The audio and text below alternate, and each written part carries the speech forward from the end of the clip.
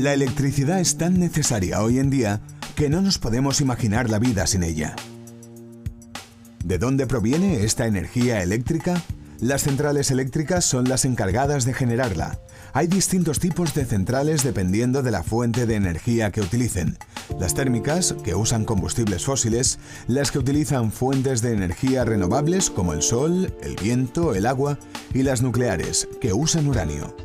Actualmente gran parte de la electricidad consumida proviene de las centrales nucleares. ¿Cómo funcionan estas centrales? Las centrales nucleares utilizan el uranio como combustible y mediante un proceso de fisión de su núcleo consiguen liberar una gran cantidad de calor. Este calor se usa para generar vapor de agua que permite hacer mover una turbina que al girar genera energía mecánica. Mediante el alternador, esta energía mecánica se transforma en energía eléctrica que se trasvasa a la red para poder ser consumida.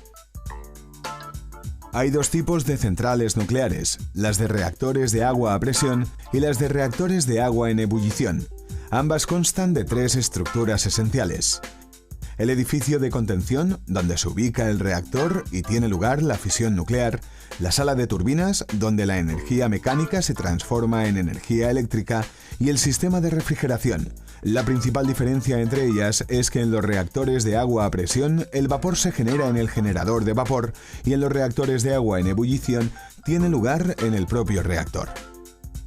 Nos centraremos en los reactores de agua a presión, que son los más abundantes en el Estado español.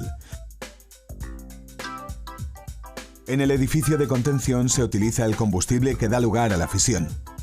El combustible que se usa para la fisión es el uranio, concretamente dióxido de uranio enriquecido en U-235 al 4,5% aproximadamente. Se introduce en forma de pastillas dentro de unos tubos, creando varitas de combustible que se unen para formar elementos de combustible.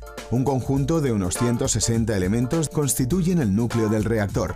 Este núcleo se introduce en el interior de una cubeta de acero inoxidable de 30 centímetros de grosor aproximadamente, donde se lleva a cabo un proceso de fisión en los elementos combustibles.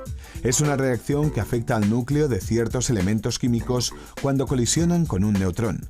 El impacto provoca la división del núcleo en dos fragmentos y la liberación de una gran cantidad de calor y de 2 a 3 neutrones. Estos neutrones pueden provocar nuevas fisiones en otros núcleos que al fragmentarse producirán nuevos neutrones, de forma que se consigue una reacción nuclear en cadena capaz de automantenerse. Para evitar el sobrecalentamiento, los elementos de combustible se refrigeran mediante un circuito cerrado de agua que los mantienen a temperatura constante. Circuito primario. El agua del circuito primario recoge el calor liberado y se calienta hasta llegar a los 330 grados centígrados. No obstante, no hierve debido a la elevada presión, 162 atmósferas. Esta agua se dirige al generador de vapor, donde intercambia calor con agua que proviene de otro circuito cerrado, circuito secundario. El agua del circuito secundario se transformará en vapor. Una vez realizado el intercambio de temperatura, el agua del circuito primario vuelve al reactor para repetir el ciclo y el vapor se dirige a la turbina de vapor. El vapor entra en el cuerpo de alta presión de la turbina y se expande. Esto permite hacer mover el eje que atraviesa la turbina y consigue así generar energía mecánica, que recoge el generador y que transforma en energía eléctrica. Esta electricidad será recogida por un transformador que se encargará de prepararla para que sea transvasada a la red de transporte de forma que pueda llegar a nuestras casas y ser consumida. El vapor que hace mover la turbina tiene que ser condensado para poder aprovecharlo de nuevo.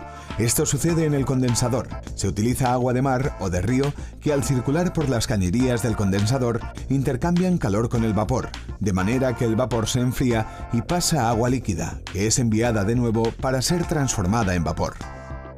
Todo el funcionamiento de la central se supervisa desde la sala de control, donde un personal muy calificado vela por el buen funcionamiento y la seguridad de la central.